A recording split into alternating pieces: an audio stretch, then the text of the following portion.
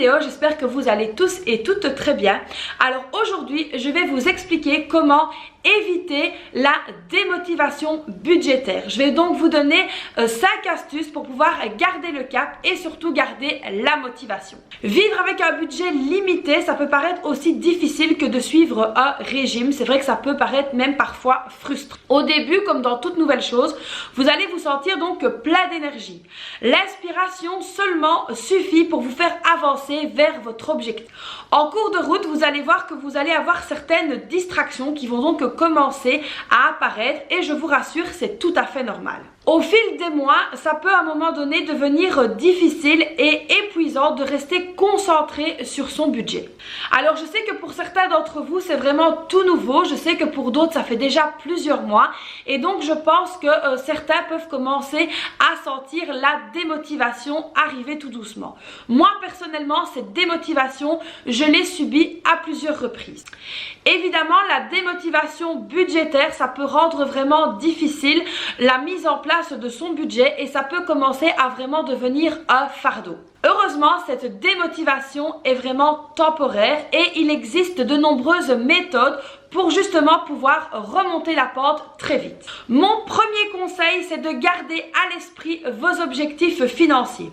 Alors en janvier, je vous ai donc partagé une vidéo où je vous montrais donc mon tableau d'objectifs financiers. Si vous n'avez pas vu la vidéo, je vous la remets juste dans le petit ici ou ici. N'hésitez pas à aller la voir. Je vous ai donc partagé mon tableau d'objectifs personnels avec des petites photos, avec ce dont j'avais réellement envie et donc mes objectifs à atteindre. Il est vraiment très important de garder vos objectifs à l'œil. C'est pour ça que je vous ai expliqué dans ma vidéo que c'était très important de les avoir toujours face à soi, qu'on puisse très souvent les consulter et donc les avoir devant les yeux. C'est ça qui va vous aider à garder la motivation. Moi, il m'arrive très souvent de me dire « Oh là là, pourquoi est-ce que j'économise? C'est trop long, ça sert à rien. » Et du coup, qu'est-ce que je fais? Je monte dans mon bureau et mes objectifs se remettent donc devant moi et donc ma motivation reprend le dessus. Il y a une chose également très importante, c'est l'estime de soi. Il est vraiment très important de vous motiver vous-même et la gratitude envers vous-même est vraiment la clé de la réussite. L'état d'esprit dans lequel vous vous trouvez est vraiment un facteur très important qui va soit vous aider à atteindre vos objectifs, soit vous faire chuter complètement. Le deuxième conseil est donc de vous donner la permission de faire des folies. C'est comme dans un régime alimentaire, vous savez que dans un régime, par semaine, parfois, on a un jour où on a un repas où on peut manger ce qu'on veut et c'est ça qui va vous aider à garder la motivation de continuer votre régime. Dans le budget, c'est pareil, gardez-vous des moments où vous pouvez entre guillemets faire des petites folies. Évidemment, d'une famille à l'autre ou d'une personne à l'autre, les folies sont complètement différentes.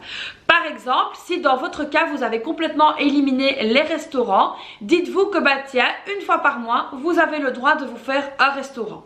N'oubliez pas évidemment de budgétiser cette petite folie. Des folies donc soigneusement planifiées et maîtrisées vous aideront quand même à vous rappeler qu'un budget est une question de modération et non de privation.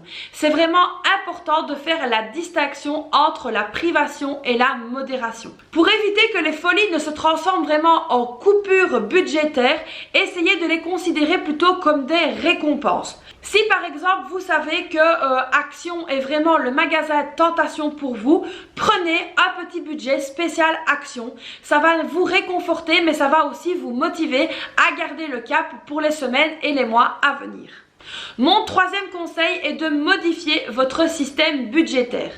Si vous avez perdu la motivation, même en regardant vos objectifs, si la permission de faire des folies n'arrive pas à vous convaincre complètement de retrouver votre motivation, c'est qu'alors quelque chose au niveau de votre budget ne fonctionne pas.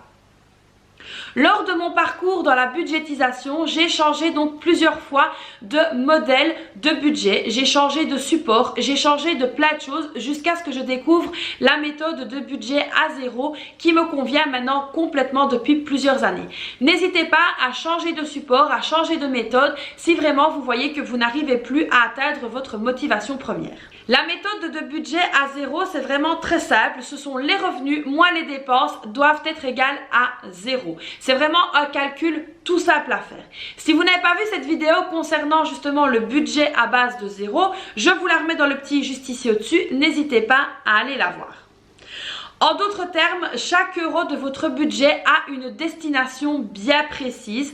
Donc évidemment, une fois que vous avez dispatché chaque euro de vos revenus, il doit tout simplement vous rester zéro. Évidemment, si cette méthode ne vous convient pas ou que vous vous lassez de cette méthode, n'hésitez pas à chercher une méthode qui vous conviendra et qui vous redonnera ce petit coup de boost.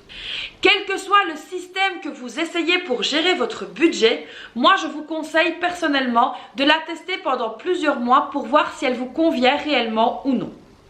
Évidemment, ne l'essayez pas pendant une semaine ou deux, ce ne sera pas du tout représentatif. Donc essayez-la pendant plusieurs mois. Le quatrième conseil, assurez-vous que les objectifs que vous vous êtes fixés sont toujours bel et bien réalistes. Disons que vous avez déjà mis en œuvre tous les conseils que je vous ai énumérés juste avant et que votre état d'esprit financier est toujours au plus bas. Cela ne signifie pas simplement que vous subissez une démotivation budgétaire, mais ça peut également montrer que vos objectifs ne sont peut-être pas réalistes. Évidemment, étirer un budget trop petit dans des délais qui ne sont pas raisonnables, ça peut vraiment entraîner un découragement total. Si vous vous sentez toujours démotivé, je vous conseille donc de revoir vos objectifs.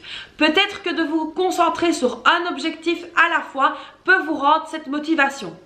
Il y a des tas de challenges, des tas de défis à relever concernant son budget et vous avez aussi vos propres objectifs personnels. Parfois, quand on commence ce voyage de budgétisation, on a tendance à se perdre un petit peu entre nos rêves et entre ce qui est réaliste. Essayez donc de vous concentrer sur un objectif à la fois. Peut-être que dans vos objectifs, vous avez votre fonds de secours, acheter une nouvelle voiture, faire le challenge de 52 semaines et peut-être le challenge des 5 euros. C'est peut-être trop compliqué pour votre budget personnel.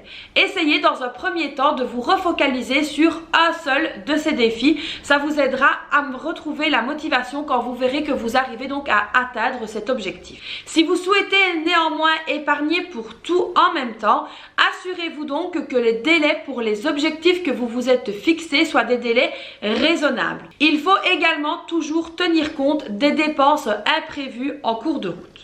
Évidemment, pour réaliser tous vos objectifs, je vous conseille au maximum d'éviter la pression. Vous mettre une pression inutile pour pouvoir atteindre vos objectifs sera vraiment un facteur qui vous fera tomber dans la démotivation. Mon cinquième conseil, c'est donc de partager la gestion du budget. Il n'y a pas de honte à dire que vous n'y arrivez pas ou que vous êtes tout simplement trop fatigué pour le faire. Moi, dans mon cas, il m'est arrivé à de très nombreuses reprises de faire appel à mon mari parce que tout simplement, j'étais fatiguée de gérer. Ici, maintenant, ce que nous avons mis en place, c'est lors de l'élaboration du budget, mon mari regarde avec moi et dit « Ah bah tiens, là on peut faire mieux, là on peut modifier ça ou là on peut faire ça ». Et c'est vrai qu'en ayant un regard à deux, c'est plus facile de garder donc une stabilité budgétaire. Gérer donc son budget familial, c'est une question de confiance, de communication et également de collaboration. Il faut évidemment marcher ensemble pour pouvoir atteindre vos objectifs. N'hésitez donc pas de demander de l'aide à votre conjoint si vous en avez un parce que parfois il vaut mieux deux perdus plutôt qu'une. Voilà les amis, j'espère que cette vidéo vous aura plu et que ça vous aura donné des clés si vous sentez la démotivation budgétaire arriver. Sachez que vous n'êtes pas à l'abri d'être démotivé. Moi, ça m'est arrivé plusieurs fois lors de mon voyage budgétaire. Et donc, comme vous pouvez le voir aujourd'hui, j'ai la motivation. Mais il se peut tout simplement que dans une semaine ou deux, je sois tout simplement démotivée. Évidemment, il y a toujours mon groupe Facebook, n'hésitez pas donc à le rejoindre, je vous remets la petite photo juste ici. Si vous sentez la démotivation arriver, n'hésitez pas également à vous rendre sur le groupe pour avoir un petit coup de boost. J'espère que cette vidéo vous aura plu, n'hésitez pas à la liker, n'hésitez pas également à vous abonner à la chaîne et à activer la petite cloche pour être au courant de toutes mes vidéos. Moi je vous fais plein de bisous et je vous dis à très vite pour une prochaine vidéo. Bye bye.